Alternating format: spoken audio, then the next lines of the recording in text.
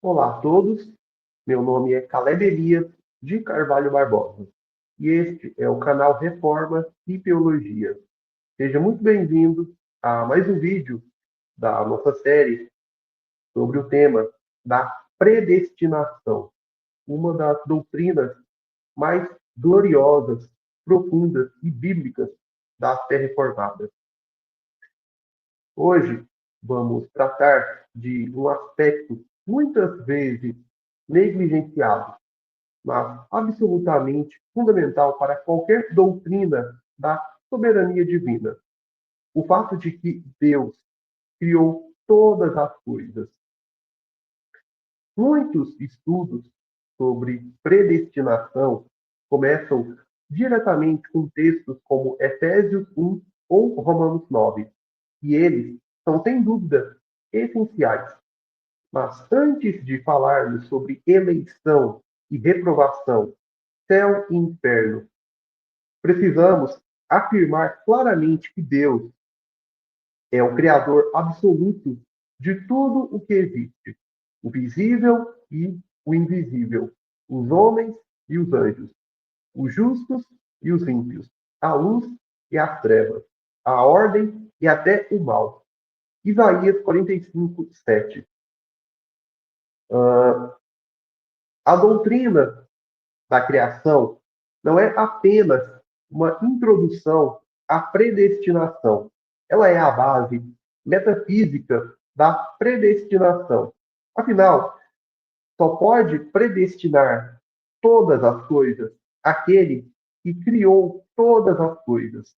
E só pode governar a história aquele que trouxe à existência por sua palavra poderosa e sábia. Este vídeo, com base em Gênesis, nos Salmos, nos Profetas e também no Novo Testamento, vamos examinar como a Bíblia declara de forma total, universal e irrestrita que Deus criou absolutamente tudo. E o que isso nos ensina sobre o caráter de Deus, sobre sua soberania e sobre a base ontológica do seu decreto eterno. Fique conosco, pegue sua Bíblia e vamos juntos mergulhar nessa verdade essencial. Deus criou todas as coisas e isso tem tudo a ver com predestinação. Se quisermos tratar da predestinação de modo realmente bíblico, profundo e consistente, devemos começar não em Romanos 9 ou Efésios 1, mas em Gênesis 1:1. No princípio, Deus criou os céus e a terra. Gênesis, capítulo 1, versículo de número 1. Esse versículo, tão conhecido e fundamental, já estabelece o princípio mais básico de toda a teologia reformada. Deus é o Criador de todas as coisas. E sendo o Criador de todas as coisas, ele é um soberano absoluto sobre tudo o que existe. Esse ponto é crucial, pois a predestinação não pode ser separada da doutrina da criação. O que Deus, o Deus que predestina é o mesmo Deus que trouxe à existência tudo o que existe, visível e invisível, físico e espiritual, humano e angelical, justo e ímpio. Logo, seu decreto eterno inclui tudo, porque tudo procede dele. Com base, ou melhor, como bem destacou o brilhante teólogo e filósofo cristão calvinista Gordon Clark em sua obra Predestinação, abre aspas, todos os atos de Deus refletem seu caráter ou natureza.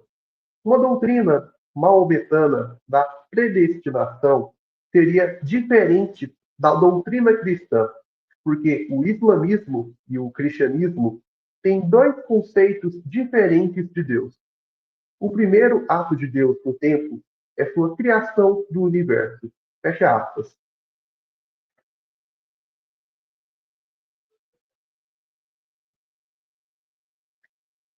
Assim, a criação é o primeiro reflexo visível da vontade decretiva de Deus no tempo.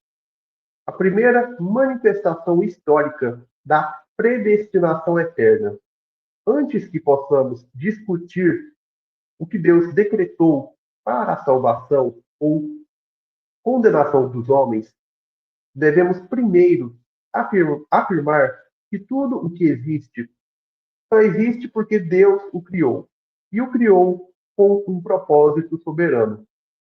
O estudo da criação nos leva a uma pergunta essencial: que tipo de Deus criou o mundo?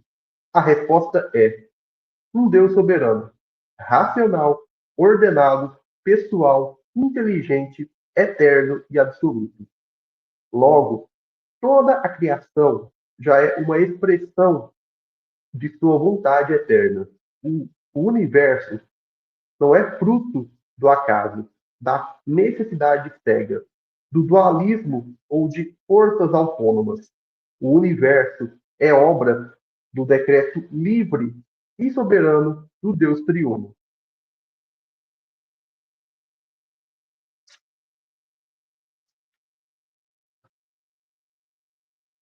Porque dele, e por ele, e para ele são todas as coisas. Glória, pois, a ele eternamente. Amém. Romanos 11, 36. Essa é uma resposta profundamente teológica e metafísica. Não estamos falando apenas de um Deus criador, no sentido moral ou meramente no sentido moral ou mitológico. Estamos falando de um Deus que é o fundamento de todo ser e de toda existência. E, portanto, tudo o que existe foi criado por ele, para ele e conforme o conselho da sua vontade. Efésios 1:11. Se Deus criou tudo, então ele é o ordenador e o dono de tudo. E se ele é o dono de tudo, ele tem autoridade e direito absoluto de fazer o que quiser com todas as coisas, inclusive com os destinos eternos das suas criaturas.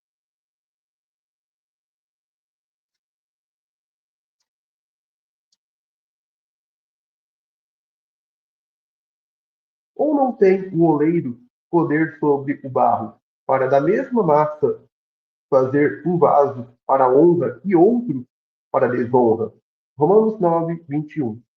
A predestinação, portanto, não é um capricho arbitrário, mas a aplicação inevitável da soberania de Deus como Criador.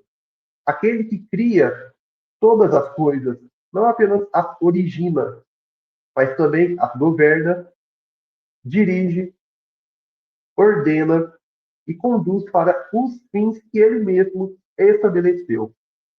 Negar a soberania de Deus sobre em seu decreto é negar a soberania de Deus sobre a criação.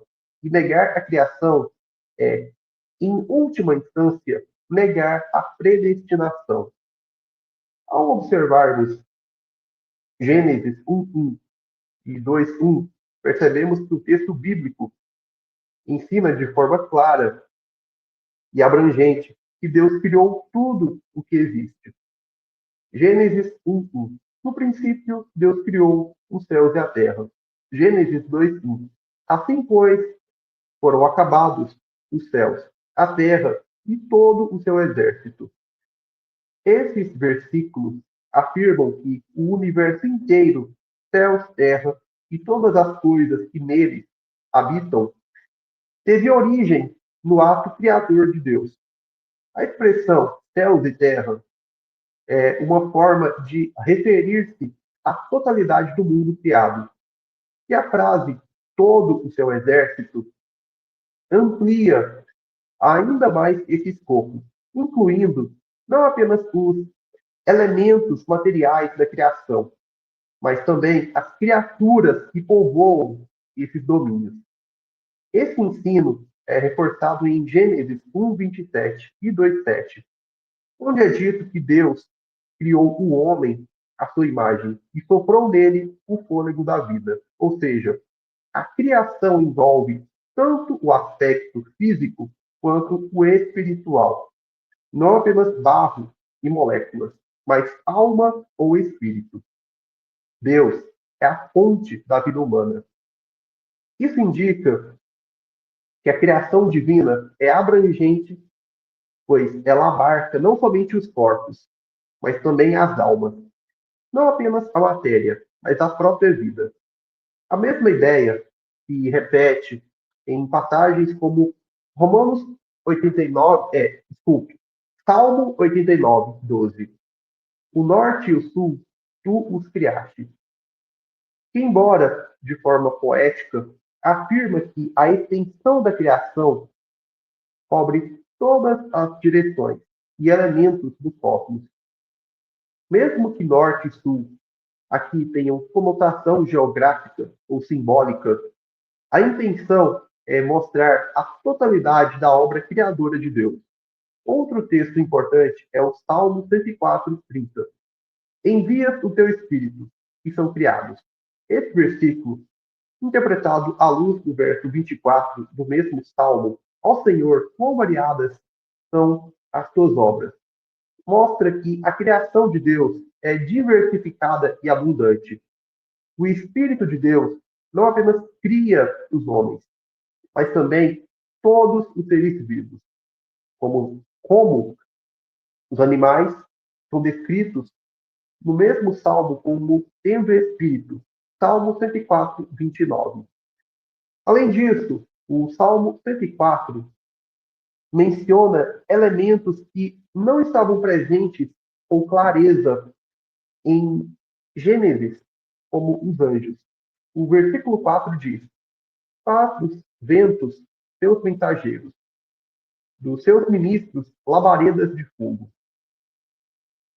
Esse texto é citado em Hebreus 1:7, como referência aos anjos, mostrando que eles também são criaturas de Deus.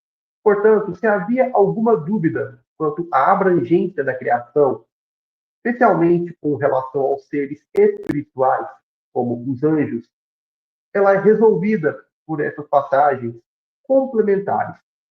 O Salmo 148, 5 também reforça esse ponto. Louvem o nome do Senhor, pois mandou e logo foram criados. Aqui estão incluídos não apenas Sol, Lua e estrelas, mas também as hostes celestiais, ou seja, os anjos.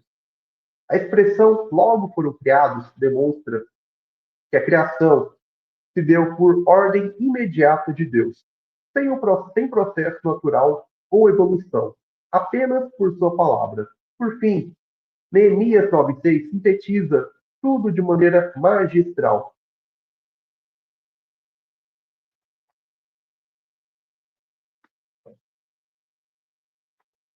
Neemias, capítulo 9, verso 6. Vai dizer assim o texto bíblico.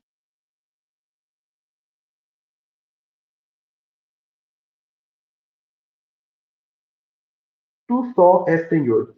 Tu fizeste o céu dos céus e todo o seu exército, a terra e tudo quanto nela há, os mares e tudo quanto nele está. E tu os guardas em vida a todos, e o exército dos céus te adora. Essa é uma das afirmações mais completas sobre a criação em toda a Escritura. Deus criou tudo: céus, céu dos céus, terra, mares, vida animal, vida humana e o exército celestial. E ele continua sustentando tudo com vida, o que implica soberania contínua sobre tudo o que criou. Essas passagens demonstram que a criação de Deus é total, abrange todas as esferas do ser e confirma que não há nenhum aspecto da existência que tenha surgido de forma independente dele. E como tudo procede do ato criador de Deus, segue-se que tudo está sob seu decreto eterno. E, portanto, Tudo existe para cumprir os seus propósitos soberanos. O ato criativo de Deus sobre todas as coisas implica o propósito de Deus sobre todas as coisas, pois o ato criativo de Deus sobre todas as coisas é absolutamente conforme ou coerente com o seu propósito. A doutrina da criação, assim como a predestinação, deve ser estabelecida a partir da totalidade da revelação bíblica. Não é prudente, nem metodologicamente legítimo, basear uma doutrina sobre um único versículo isolado. O método correto da teologia bíblica é a comparação e a dedução. Colocamos os textos lado a lado, observamos suas conexões, extraímos os princípios e formamos uma doutrina sólida. Como bem foi afirmado por Gordon Clark na sua obra Predestinação. Abre aspas. Nenhuma doutrina deve ser baseada em um único texto. Fecha aspas. Outro texto outra afirmação do Gordon Clark, abre aspas. Deus não precisa dizer algo nenhuma vez para que seja verdadeiro. Ele só pode pensar para si mesmo, mas ele tem que dizer algumas coisas várias vezes antes de termos certeza de que temos o seu significado. Fecha aspas.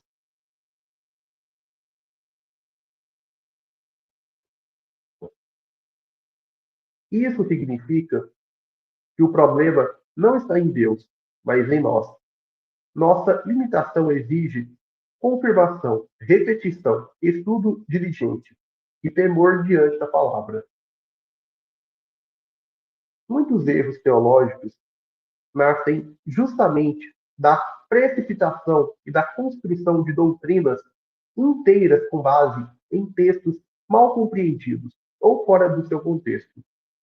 O debate sobre a criação e sobre a predestinação, isso se torna evidente. Textos sobre o mal moral ou o amor de Deus são frequentemente extraídos do seu contexto e opostos a outras passagens claras, criando uma tensão artificial entre doutrinas que, na verdade, são harmônicas. Por isso, ao tratarmos da criação de todas as coisas, precisamos lançar mão de uma série de passagens que, reunidas, formam um testemunho coeso da verdade.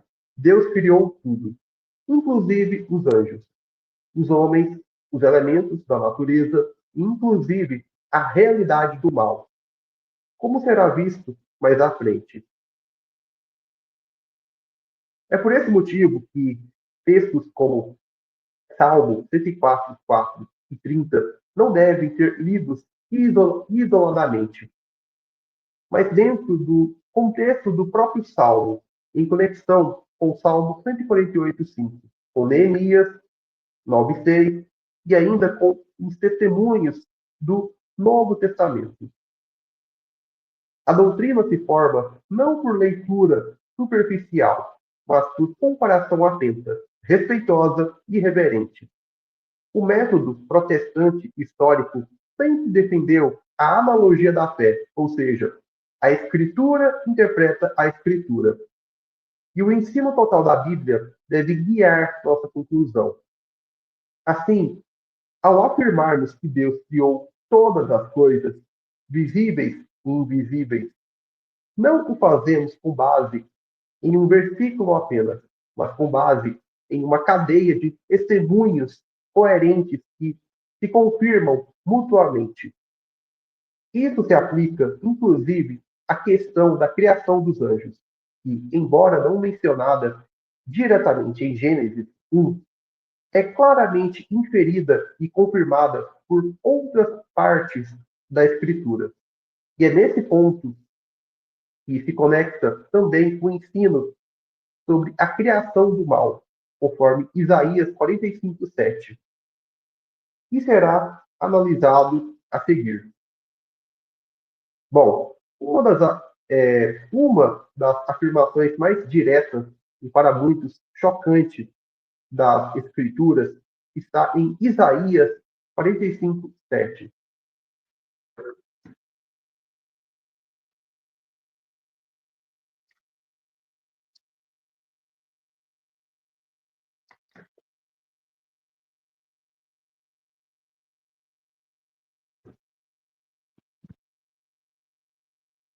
Eu formo a luz e crio as trevas. Eu faço a paz e crio o mal. Eu, o Senhor, faço todas essas coisas. Esse texto não é obscuro, simbólico ou alegórico. Ele está no contexto de declaração de soberania absoluta de Deus sobre todas as coisas, desde os céus e a terra, até os eventos bons e maus da história humana. O próprio Deus afirma: Eu crio o mal. Ora, muitos tentam suavizar ou reinterpretar essa frase. Há aqueles que dizem que a palavra hebraica ra, traduzida aqui como mal, se refere apenas a desastres naturais, calamidades ou sofrimentos físicos, e não ao pecado ou mal moral. A Bíblia de Scofield, por exemplo, declara que Ra nunca é traduzido como pecado, mas isso é, na melhor das hipóteses, uma meia-verdade. A palavra Ra é muitas vezes traduzida como maldade no Antigo Testamento, como em Gênesis 6:5. E viu o Senhor que a maldade do homem se multiplicara sobre a terra. Nesse e em muitos outros casos, Ra claramente se refere à maldade moral e espiritual. Deus, portanto, não meramente Deus não meramente permite o mal, como afirmam muitos teólogos tradicionais. Ele o cria, o decreta e o determina com um propósito justo, santo e sábio. Isso não significa que Deus seja pecador ou que haja injustiça nele, pois Deus é o padrão último e absoluto de justiça. Deus é o autor do pecado no sentido ontológico ou metafísico. O que quer que ele determine é, por definição, justo, porque procede de sua própria natureza. O decreto ou determinação de Deus é, por definição, justa. Todas as proposições definidas ou determinadas na sua mente são, por definição, absolutamente santas, justas, boas, porque Deus é absolutamente santo, justo e bom. Negar isso seria afirmar, né, negar a determinação de Deus sobre o mal, seria afirmar que há algo no universo que não depende de Deus, algo autônomo, fora do seu controle, ou contra a sua vontade eterna. Isso é inaceitável para uma teologia realmente bíblica, reformada e consistente com a doutrina da predestinação absoluta. Assim, afirmamos com clareza e firmeza: Deus é o autor do pecado no sentido ontológico. Ele é a causa primeira, real e eficaz de todas as coisas, inclusive dos atos pecaminosos. E ele decretou como parte do seu plano eterno para a manifestação da sua glória, justiça e misericórdia. Essa posição não é novidade. É sustentada por teólogos como Vincent Young, Gordon Clark, Jonathan Edwards, e está em perfeita harmonia com passagens como Êxodo 4:11. Quem fez a boca do homem? Ou quem faz o mudo? Ou o surdo? Ou o que vê? Ou o cego? Não sou eu, o Senhor? Lamentações 3:37 a 38. Quem é aquele que diz? e as que acontecem quando o Senhor o não mande. Porventura, da boca do Altíssimo não procedem tanto o mal como o bem? Provérbios 16, 4. O Senhor fez todas as coisas para determinados fins, e até o perverso para o dia da calamidade. Romanos 9, 18. Logo, tem ele misericórdia de quem quer e também endurece a quem lhe apraz. O endurecimento de Faraó, o envio de um espírito mentiroso nos lábios dos profetas de Acabe, 1 Reis 22, 19 a 23, e a entrega de Cristo por meio de atos ímpios previamente determinados, Atos 2, 23, são provas claras de que o mal existe como parte do plano eterno de Deus, não como algo fora do seu domínio, mas como expressão de sua vontade decretiva. Portanto, qualquer doutrina da criação ou da predestinação que exclua o mal moral do decreto de Deus está, na prática, negando a soberania absoluta do Criador. E se Deus criou todas as coisas, como estamos demonstrando, então ele criou também os eventos, as ações, os fins e os meios, inclusive o mal moral, como parte de seu plano eterno para revelar a plenitude da sua glória. Embora o Antigo Testamento declare claramente que Deus criou os céus e a terra, os exércitos celestiais, os seres vivos, os anjos e até o mal, o Novo Testamento reforça e amplia essa doutrina com declarações ainda mais abrangentes e inquestionáveis. Agora, não se trata apenas de mencionar elementos individuais da criação. Trata-se de afirmar categoricamente que Deus criou absolutamente tudo. A escritura do Novo Testamento não apenas repete a verdade do Antigo, mas a interpreta à luz da revelação de Cristo, o Verbo eterno por meio do qual todas as coisas foram feitas. Essa visão cristocêntrica da criação nos mostra que a predestinação está inseparavelmente conectada com a obra criadora do Filho. Observe os seguintes textos. Atos 17, 24. O Deus que fez o mundo e tudo o que nele existe, sendo ele Senhor do céu e da terra, não habita em santuários feitos por mãos humanas. Aqui, Paulo afirma de forma geral e abrangente que Deus criou tudo o que existe no mundo. Nada ficou de fora. Efésios 3:9. Deus que criou todas as coisas por meio de Jesus Cristo. Essa frase declara implicitamente que todas as coisas foram criadas por Deus, por meio do Filho. A criação é uma obra trinitária e Cristo é o agente mediador da criação. Colossenses 1:16. Porque nele foram criadas todas as coisas, nos céus e sobre a terra, as visíveis e as invisíveis, sejam tronos, sejam soberanias, quer principados, quer potestades. Tudo foi criado por meio dele e para ele. Esse versículo é talvez o mais contundente de todos. Ele exclui qualquer possibilidade de haver algo criado fora do decreto de Deus. Todas as coisas, abrangência total, no céu e sobre a terra, inclui os mundos físico e espiritual, visíveis e invisíveis. Inclui tudo o que os olhos podem ou não podem ver. Tronos, soberanias, principados e potestades. Isso inclui os seres espirituais, os anjos inclusive aqueles que viriam a se tornar demônios.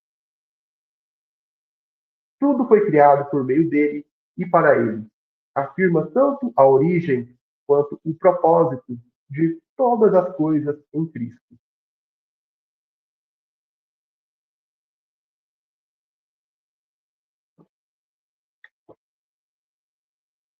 Aqui, a criação de anjos, ordens celestiais e seres espirituais é afirmada com clareza. Não há espaço para seres independentes, autoexistentes ou eternos à parte de Deus. Se existem principados e potestades, Deus os criou. Hebreus 3:4. O que edificou todas as coisas é Deus. A linguagem aqui é absoluta. Todas as coisas, sem exceção, foram edificadas, estruturadas e trazidas à existência por Deus. Hebreus 11:3. Pela fé entendemos que foi o universo formado pela palavra de Deus, de maneira que o visível veio a existir das coisas que não aparecem. Mais uma vez, reafirma-se a criação a partir do nada, ex nihilo, pela palavra soberana e eficaz de Deus, demonstrando que a realidade, em sua totalidade, depende absolutamente e unicamente do decreto divino. Esses textos não deixam margem para dúvida ou limitação. Deus criou todas as coisas, e todas as coisas existem por causa de sua vontade soberana e eterna.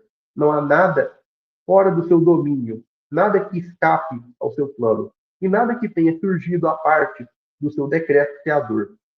Portanto, afirmar que Deus predestinou todas as coisas implica necessariamente afirmar que ele criou todas as coisas para os fins que ele mesmo determinou. A predestinação é a extensão natural e inevitável da criação. O decreto que cria é o mesmo que dirige, governa e conduz todas as coisas à sua finalidade última, a glória de Deus, por meio de Jesus Cristo.